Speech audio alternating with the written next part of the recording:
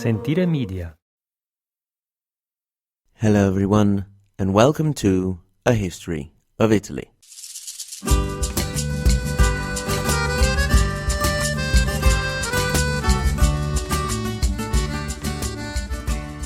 Episode 17, some silly Syracusans, some Saracens and Sicily, plus pirates.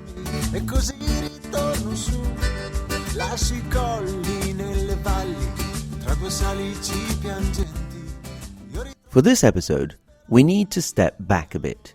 Just a reminder that we left things going on up in the north of Italy with the death of Louis the Pious in 840. Although when we get back up north, we're going to take a step back and see how things went with his sons. But now we're going to go all the way back to the year 625. It's a quiet morning near the flourishing Byzantine city of Syracuse, Siracusa, in the southeast of Sicily. Despite the early hour, the sun is shining brightly and the sand is already very hot.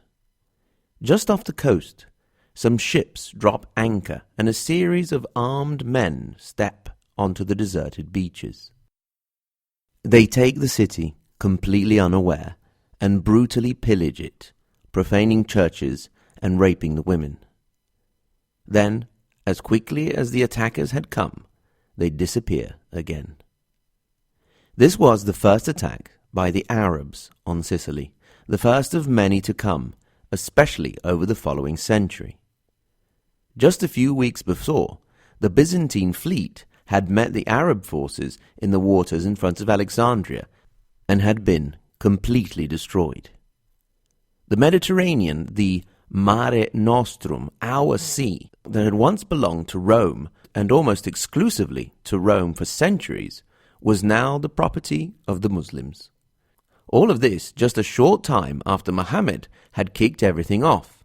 Indeed, in the year of the first attack on Sicily, he was still alive. The Muslim expansion had left the Western world reeling in shock at its speed and efficiency. The centuries that followed were a golden age for pirates, and not just the Saracens, the name that was given to the Arabs. Piracy was not new to the Mediterranean, obviously.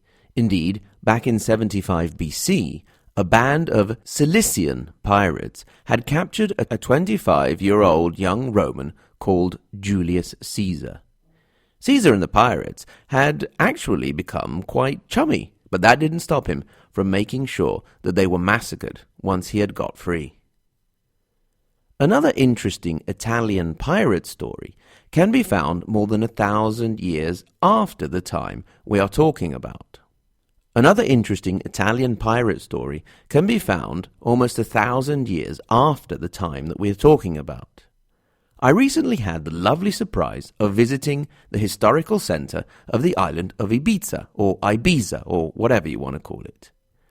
I was expecting all discos and drunken English youths, which I suppose I did find, but I also found a lovely historical center with impressive medieval walls and a nice little fortress-cathedral on top of the hill.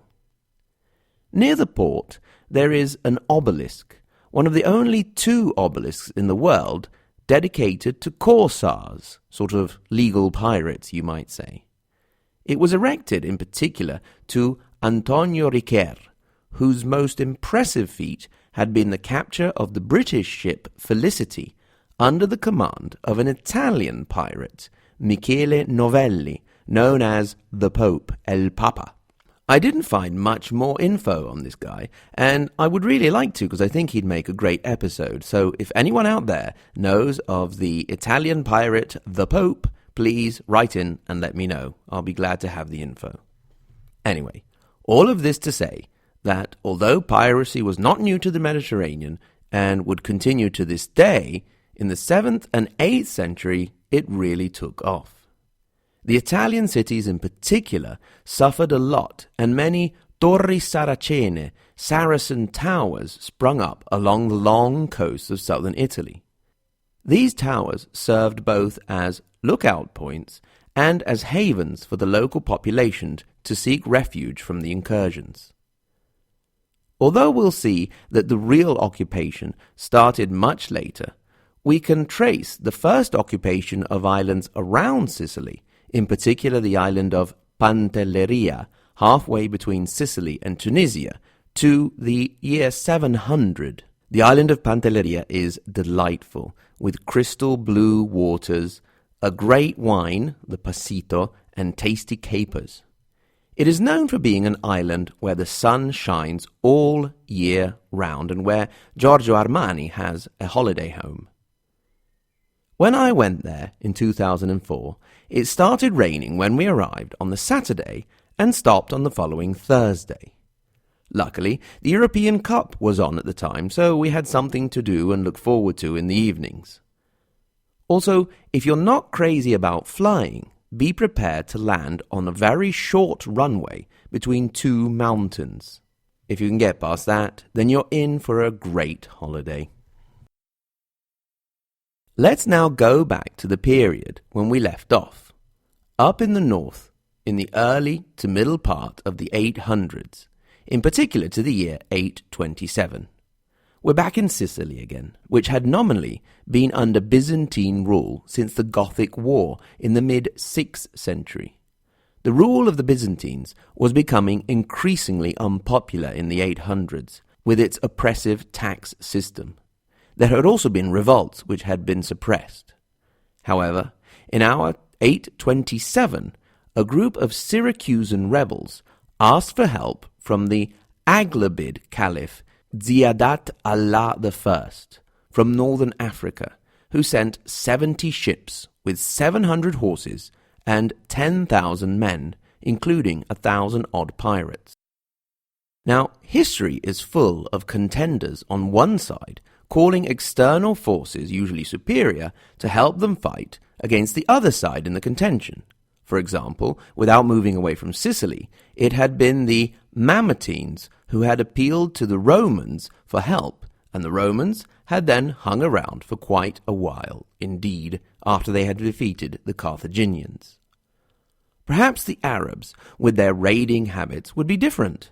Perhaps they would pop in, help out, and then off they would go again. Thank you very much. Well, no. What actually happened was the start of the Arab invasion of Sicily. The first city to fall was Lilybium, which became Marsala, Marsa Allah, the port of God, which became the foothold for all future invasions. In the year 831, they moved northeast, and after a failed siege in Syracuse, it was Palermo which fell, becoming the seat of the governorship of the island. Due to the greatly unpopular Byzantine government, there was very little resistance as the invading forces marched across the island.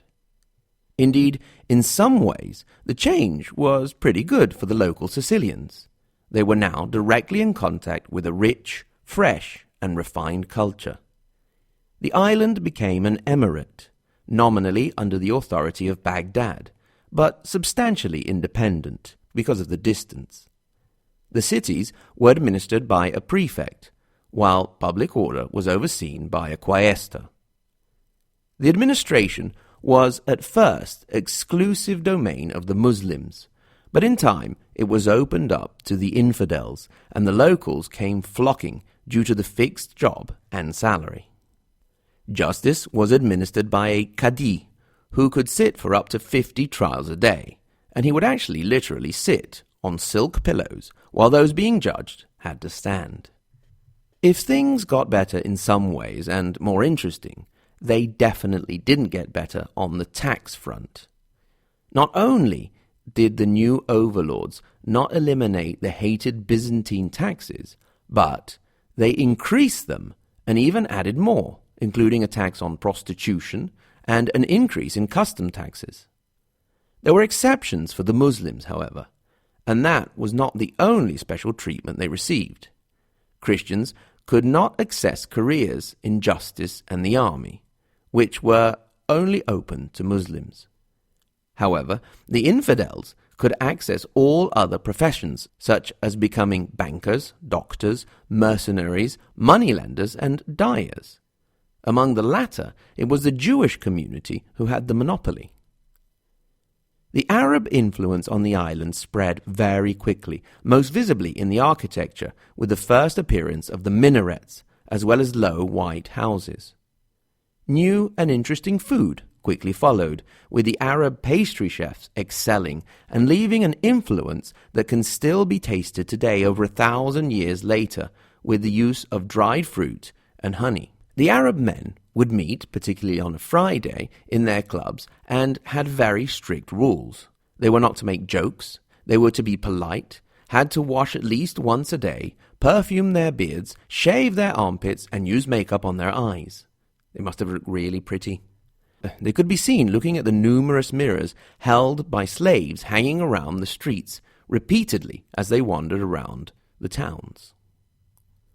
The gentlemanly behavior was then dropped in the evening when they would head off to the nightclubs to watch Indian girls dance and strip and drink black market booze supplied by Christian and Jewish smugglers. Otherwise, they would fill their free time with cockfighting, chess, and small game hunting. One of the most profitable businesses on the island was the slave trade. The auctions would take place in a building with 2 floors, in which the most expensive and prized slaves were sold on the top floor.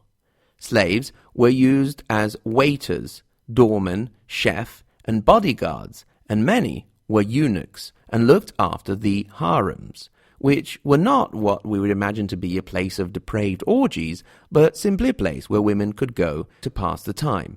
Indeed, the word actually means sanctuary. Slaves could not only be sold, but also be rented for odd jobs. They didn't all have a terrible time of it. Often, upon the death of an owner, so that they could guarantee themselves an entrance into paradise, the slaves were freed, and even sometimes given an inheritance. All of this commerce was done using coins that the Arabs introduce: the dinar, a gold coin weighing 4.25 grams, and the dirhem, made of silver and weighing 2.97 grams. I would imagine the precision of the weights there depended from the shape of the coin. The domination would last for over 2.5 centuries, and the culture would leave its mark. As well as the aforementioned architecture and food, we have the education and science, particularly astronomy.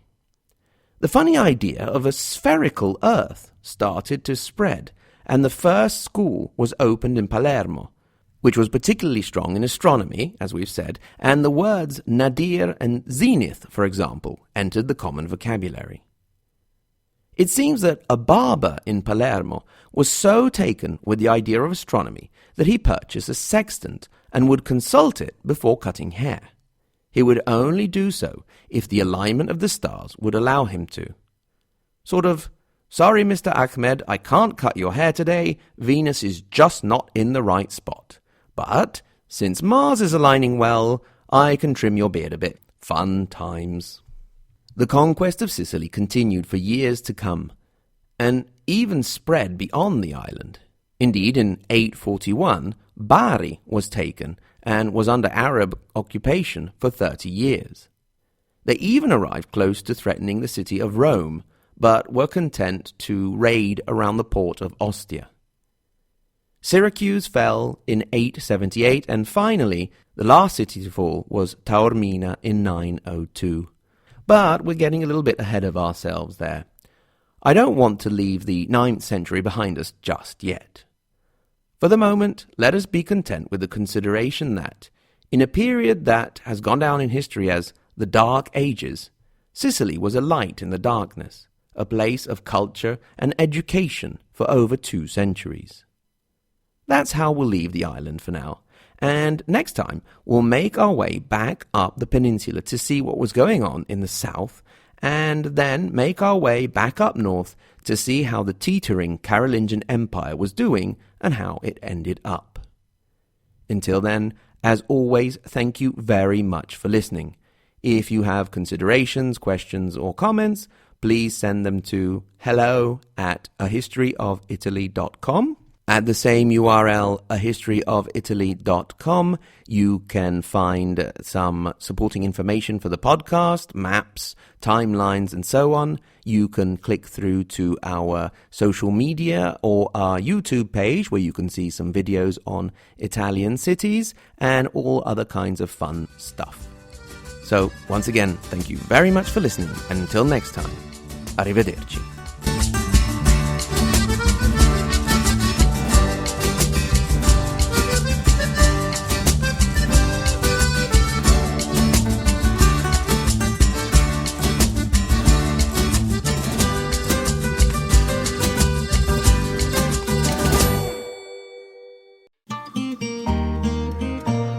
Sentire Media.